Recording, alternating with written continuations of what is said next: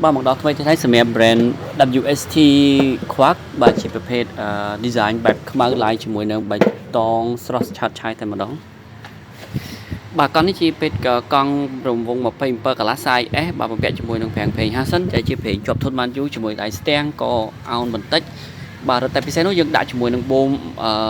SO Santu ដែលជាប្រភេទបូមពិសេសជាប់ធន់តែម្ដងមិនងាយទៅណាទេសវិសរាប់ឆ្នាំមិនទៅណាបាទហើយសម្រាប់ទូវិញជាប្រភេទទូអាលុយមីញ៉ូមបាទទឹកថ្នាំស្អាតរៀបចំបានស្អាតមែនទែនបាទនេះជា model របស់គាត់គឺ Quark ឬក៏យើងអានថា Quark គេក៏បានដែរvà hayសម្រាប់កែបវិញគេដាក់កែបបែប sport ស្អាតមែនតើដងកែប aluminum បាទជាមួយនឹងគ្រប់ set single speed នៅខាងមុខថាតែមួយទេបាទខាងក្រោយយើងប្រើ Deyer Shimano Altus ដែលជា Deyer ជាប់ធន់លេខ1ហើយសម្រាប់អ្នកបត់ពិសោធន៍ប្រើប្រាស់នេះគឺរាប់ឆ្នាំមិនទៅណាទេជាមួយនឹងចង្វាក់ lip 8លេខធំមកដែរបាទសបកយើងប្រើសបក Bond Tracker ប្រភេទ original តែម្ដង27កន្លះបាទមើលទៅការឆាប់ណែនមិនងាយសឹកទេសបកវាបាទហើយសម្រាប់តួទាំងមូលហ្នឹងគឺ